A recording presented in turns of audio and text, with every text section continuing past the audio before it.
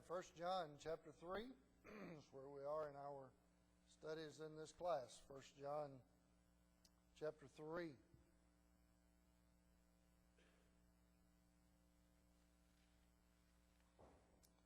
John is, throughout this letter, has made very sharp and distinct contrast between things like light and darkness, love and hate, righteousness and unrighteousness.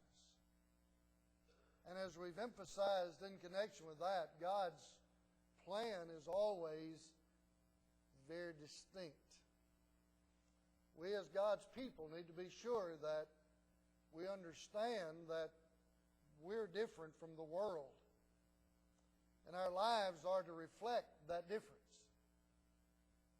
One of the major problems with the nation of Israel was they wanted to be like the nations round about them.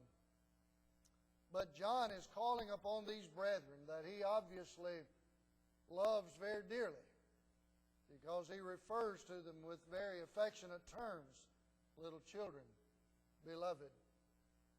He wants them to understand what their life is to be like. And I gather from the various statements that he makes within the letter that these brethren are pretty much what John believes they need to be. But at the same time, he wants them to understand there's always the danger of turning away from that. And we as God's people need that same concept in our minds today. There is a life that God expects us to live. There are certain characteristics of the life of the child of God. The characteristic that John is focusing on more in this letter than any other particular characteristic is what? Not everybody at once. Come on, Robert. You talked about it last night. There you go. Robert had our devotional, our Brother's Keeper meeting last night, and he talked about that very characteristic, although he didn't go to 1 John to do it. But there's so many passages that teach us of the love that we are to have for one another as brethren. And so John is encouraging them in that regard. Now, just by way of brief review, and then we're going to get right on into some subsequent verses this morning, but in verse 16, hereby perceive we the love of God. Now, what does that word perceive mean? To know and to understand. How do we know the love of God? What is it about God's love that helps us to understand that love? Because He laid down His life for us. That's the very next statement in verse 16. That's how we know. That's how we understand. Well, in this particular case, he uses of God, although in italics, not in the original. Nevertheless, doesn't do any violation, because, after all, Jesus is God, is He not? He is referred to as God. In the beginning was the Word, and the Word was with God, and the Word was God. And so we perceive the love of God. We know and understand the love that Christ had for us through this one act, that He laid down His life for us. And as a result of that demonstration, that action on His part, that enables us to know and understand the love of God, is going to bring about what kind of reaction in us? We ought to lay down our lives for the brethren. Now, you go back and you think about the apostles. How many of them died a natural death?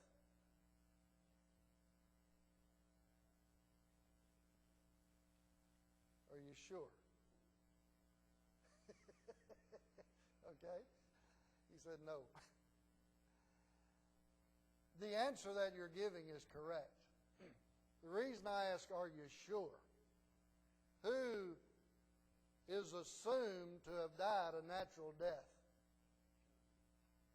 Who are we reading from? John. But you know, when you read all that John went through in his life, could it be that that brought a shortness of life to him? Although he wasn't killed outright as the others were, yet the nature of the life that he lived and the persecution that he endured may have had some effect on his lifespan, but that's correct. Why were those men willing to die like that? For the cause of Christ, for their commitment to brethren, for their commitment to enabling others who are not brethren to become brethren. They were willing to lay down their lives for that. Now, tie these two thoughts together. We know and understand the love of God. Why? He laid down His life for us. How can we perceive or know and understand the love that brethren have for brethren? The way they treat their brethren. Exactly.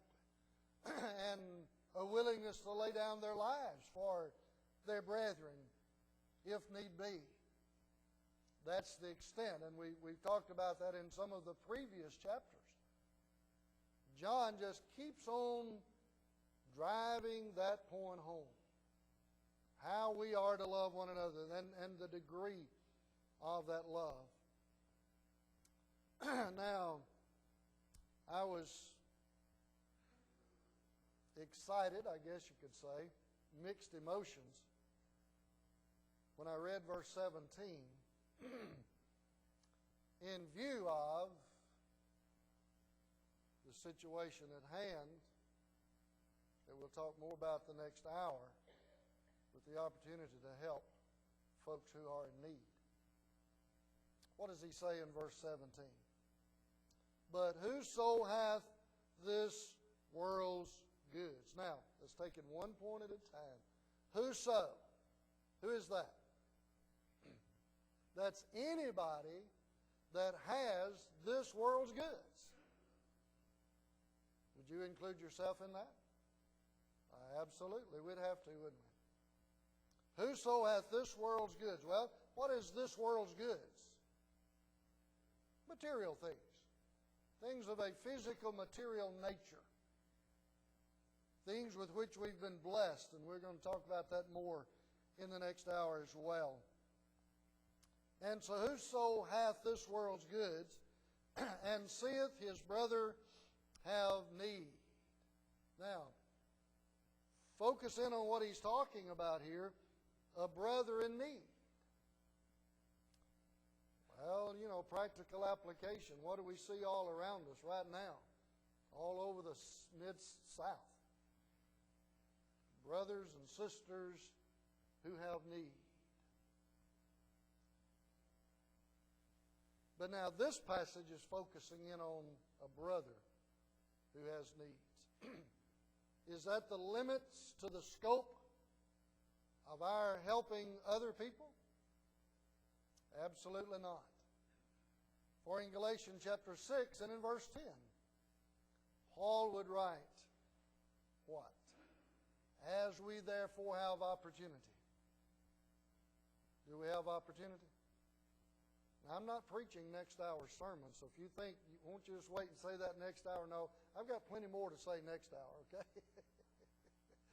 All right. As we have opportunity, no one can deny opportunity. You've already said you have this world's goods. So see, you trapped yourself when you said that a while ago. You didn't know where I was headed. We have this world's goods. As we have opportunity then, let us do good unto all men, especially those of the household of faith. There is a special, a unique responsibility to those who are brothers and sisters in Christ. But that's not the entire scope or realm of good that we can do. We can do good to all men as we have opportunity. So that's where he's headed here. Whoso hath this world's goods, and seeth his brother have need, and shutteth up his bowels of compassion from him. So here's someone who has this world's goods. Here's a need. Here's an opportunity. But what does he do with this world's goods? You remember in Luke chapter 16, verse 19 beginning, the rich man and Lazarus. Here was Lazarus laid at his gate full of sores, asking nothing but the crumbs that fell from the rich man's table, which he did not receive. That's all he asked. Of course, when life was over, the roles were reversed. Lazarus was Abraham's bosom, a place of peace and rest and tranquility. But the rich man in hell lifted up his eyes, being in torment. Why? That story tells us only one thing about the rich man. And what does it tell us? He made a poor choice about helping somebody in need. That's the only thing. It doesn't talk about him having multiple wives. It doesn't talk about him being an adulterer. It doesn't talk about him being anything else. It doesn't really condemn him for being rich, does it? No, it doesn't even condemn him for being rich. The thing that condemned him was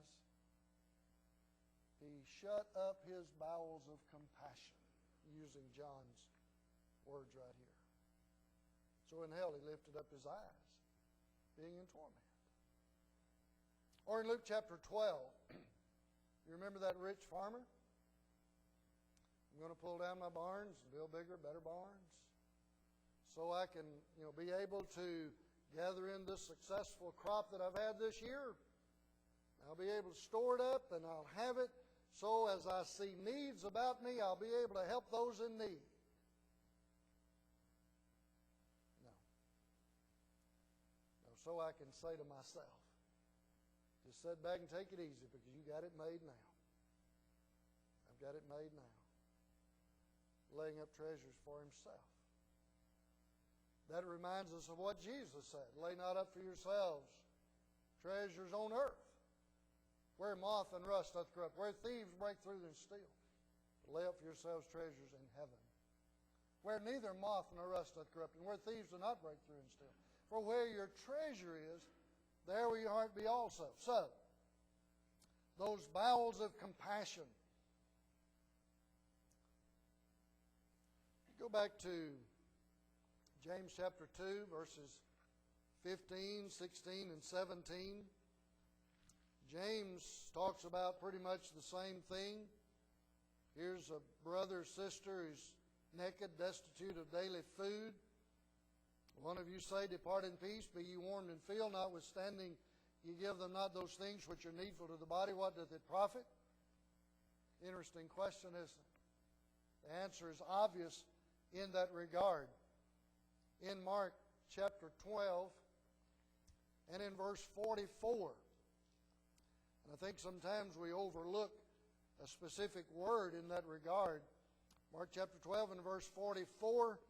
And this is where Jesus was sitting over against the treasurer and seeing what the people were casting in. And it says many, back in verse 41, many that were rich cast in much. There was a certain poor widow.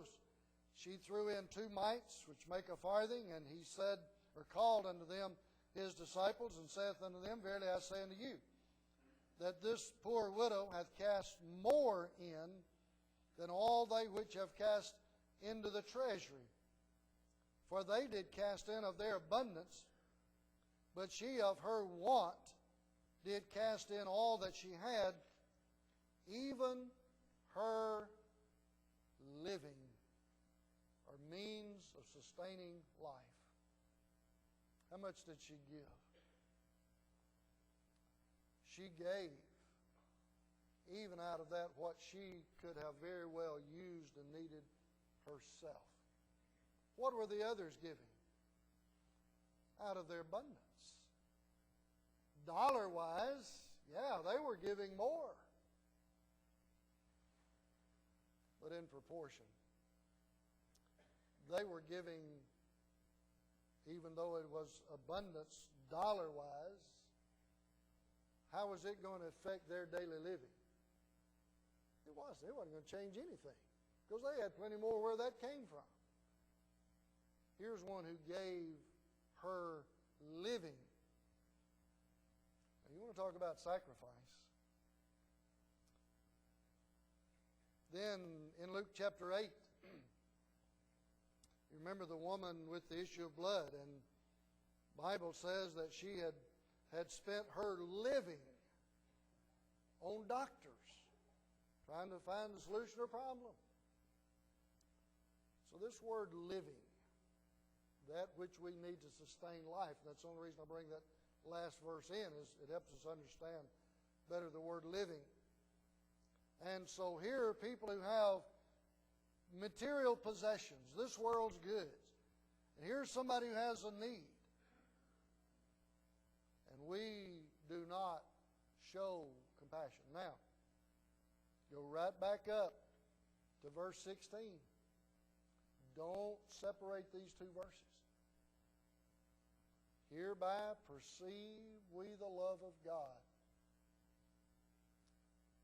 How can we perceive our love for others? Well, verse 17 is a good example of our love being shown. When we have this world's goods, we're willing, whenever there's a need, to give it to others. And so, just when I looked at verse 17 and I thought about what I want to preach on the next hour, and then the circumstances around us, I thought how rich that verse is in that regard. Yes, Robert.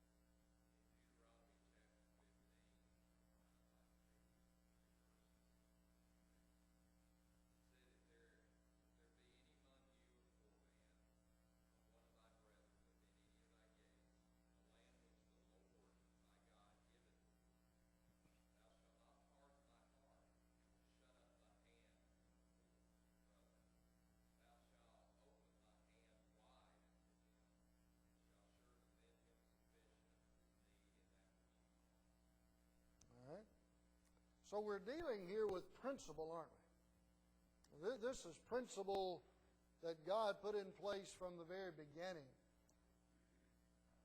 And it's principle that John brings up right here. I thought Robert was fixing to get to meddling in my sermon for next hour, but he didn't quite get there. But we are going to look a lot in Deuteronomy next hour.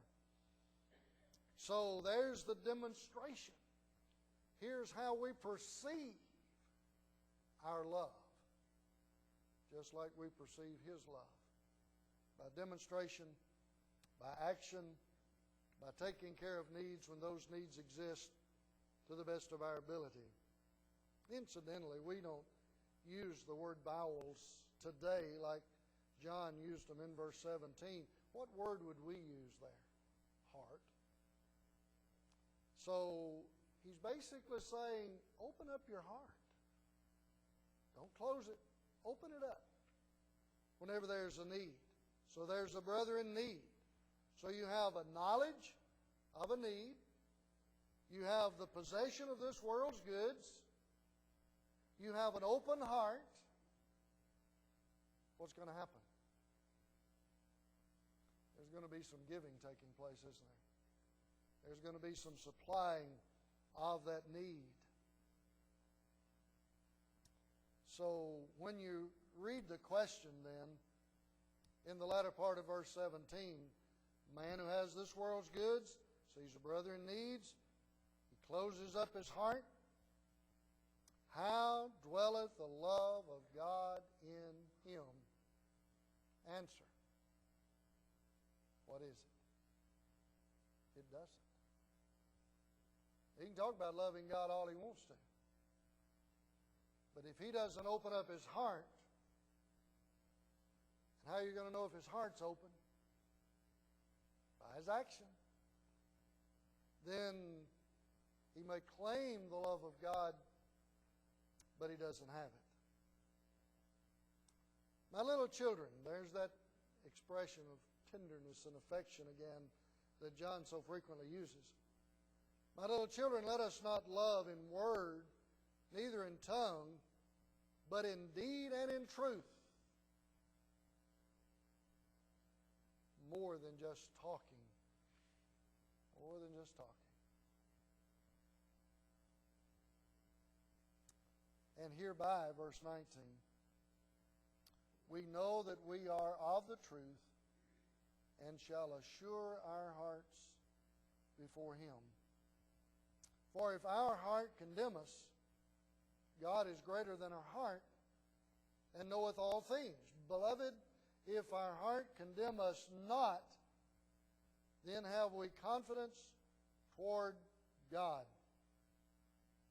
Now you just got to keep this tied together. Don't separate these verses and thoughts. And it all ties into what he started with in verse 16. Our perception of the love of God. Now, if we have that same love, it's going to be manifest. And when we love in deed and truth, not just saying that we love, whether it be brethren or others, but if we just say it, our heart's going to condemn us. But then notice what he says. God's greater than your heart, and he knows all things. What's the implication there? He's going to condemn you as well. But if our heart doesn't condemn us, then we can have confidence toward God. God's not going to condemn us. And so then you come down to verse 22. And whatsoever we ask, we receive of him, because we keep his commandments and do those things that are pleasing in his sight.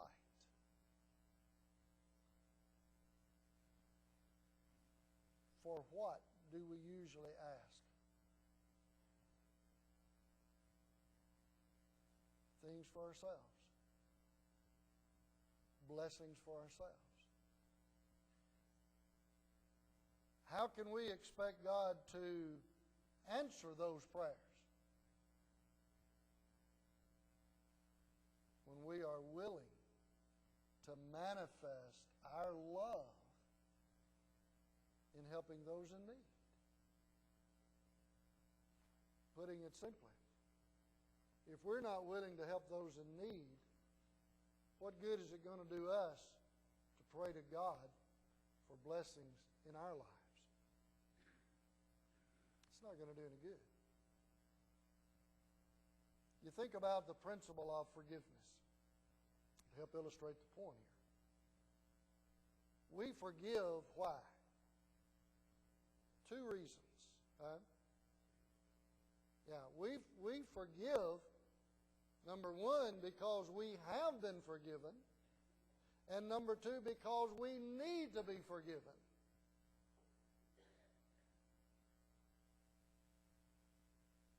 Now, in Jesus' model prayer and teaching the disciples to pray, forgive us our debts. And what are debts there? That's not money debts. Sins, transgressions. Forgive us our transgressions. As what? We forgive those who transgress against us. So if we're not willing to forgive other people, then what good does it do us to pray to God for forgiveness for ourselves? Doesn't do any good. The same principle is right here. If we are not willing to open our hearts where there is a need and bless with material things those who are in need, then what good is it going to do us to ask God to bless us in our lives? It's not going to do any good. They're tied together.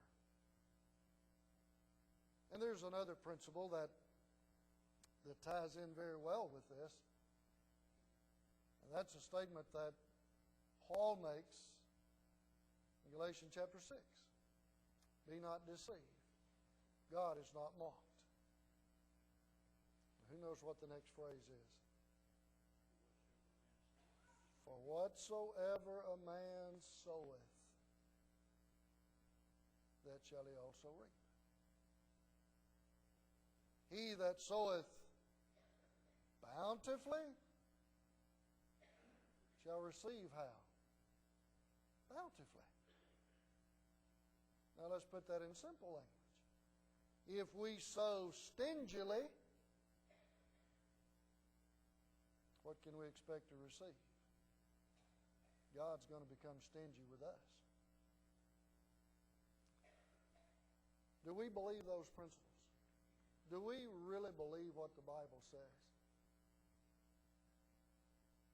Now, there's a good test of our faith, isn't it? I mean, we can talk about our faith all we want to.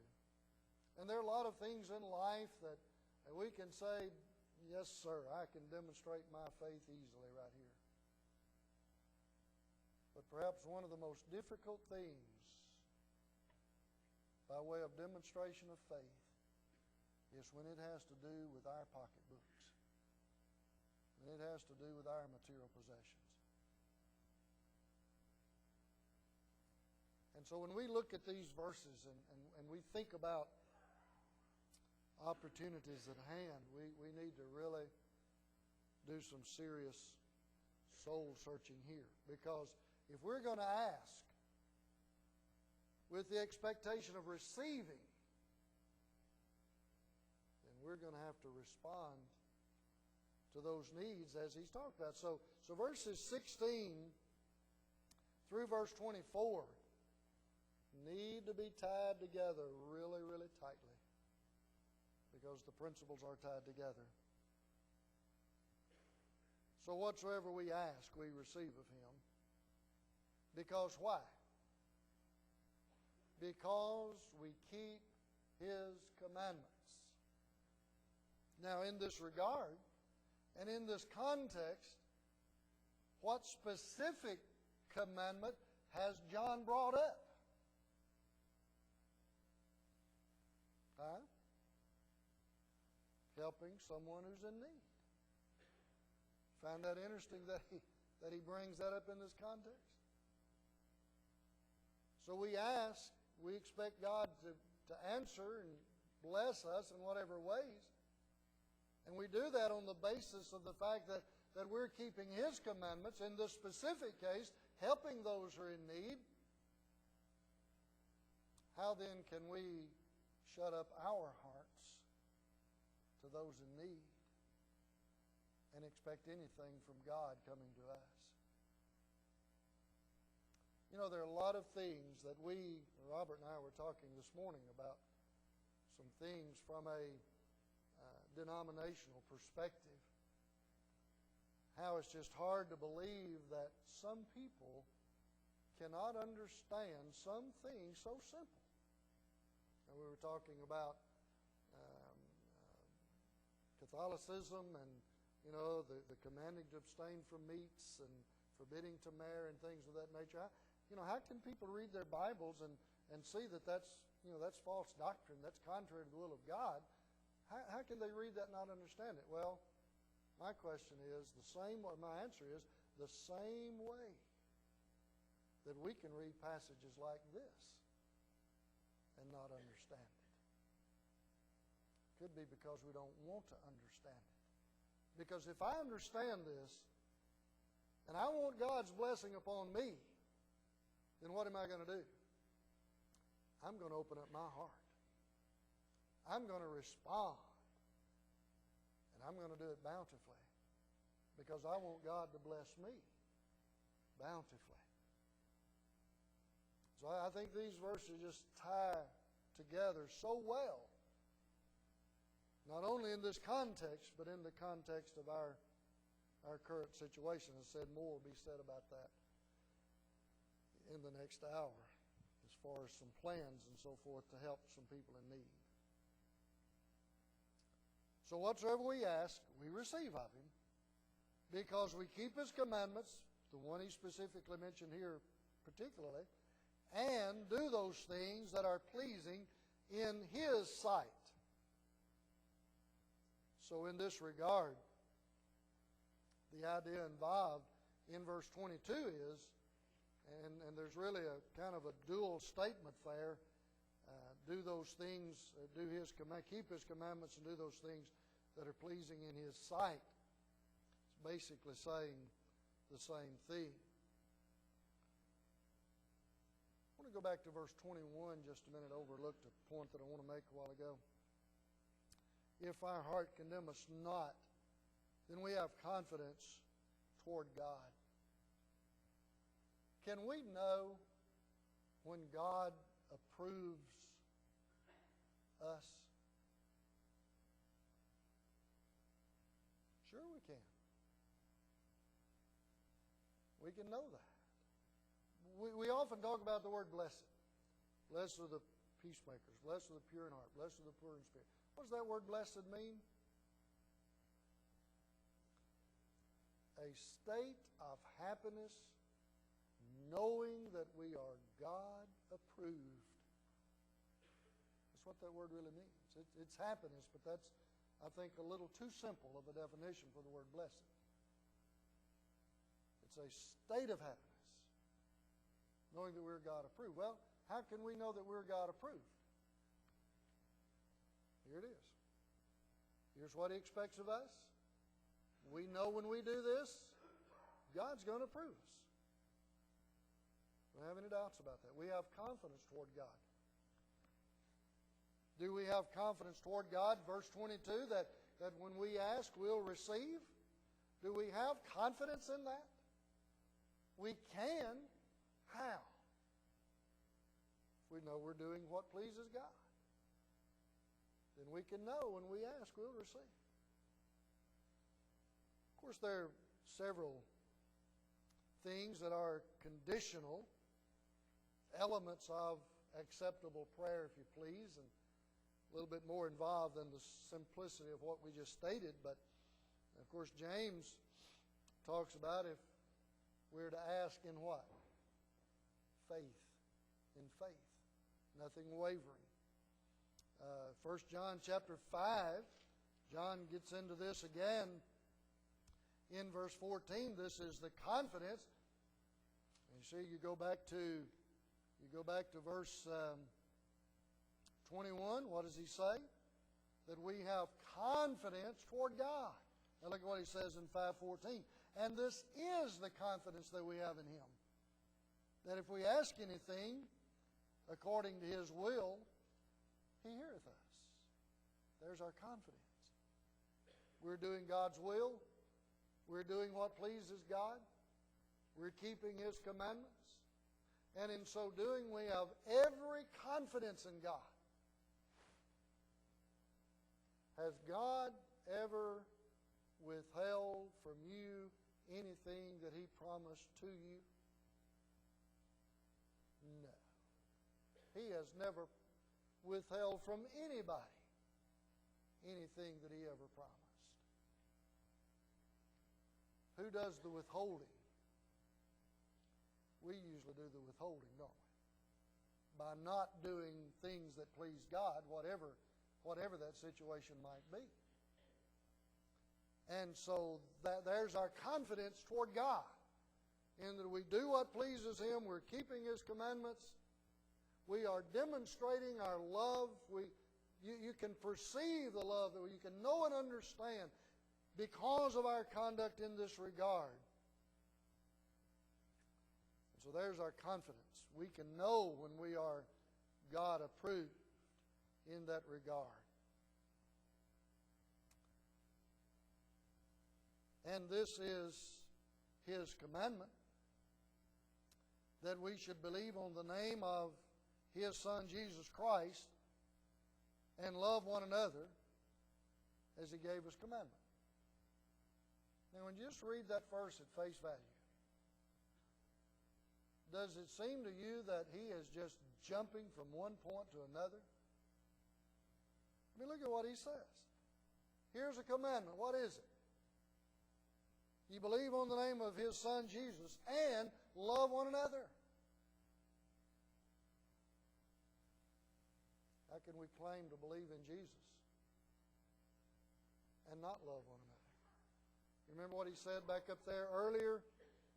How dwelleth the love of God in him? And so he's tied all of this together in that regard. And again, this commandment that He gives in verse 23 is twofold. Believing in the name of His Son, Jesus. Now, is there a difference in faith inclusive and faith exclusive? You may have to give a little bit of thought to that one. Faith inclusive and faith exclusive. Turn to Acts chapter 19 for just a moment. Let me illustrate. In Acts chapter 19 and in verse 18, and many that believed came and confessed and did what? Showed their deeds. Showed their deeds. In Acts chapter 11 and verse 21, those that believed turned.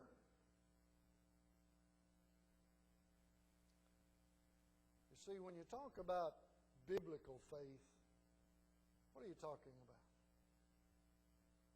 You're talking about the fact that it is exclusive in one sense. We believe in Jesus. It's going to exclude faith in a lot of other things. Any other God.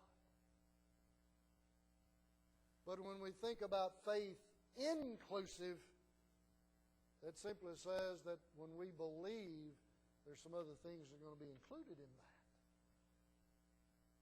Faith plus action. That's why James, for example, in James chapter 2, said, "Show me thy faith without thy works." Now, who could do that? Couldn't be done. It's like the idea of love not in word only. You can say you have faith, but if you don't show it, then where's your faith? He said, I'll show you my faith by my works. And so faith, to some extent, is exclusive. It's going to demand certain things of us. It's inclusive. There's some other things that go along with it.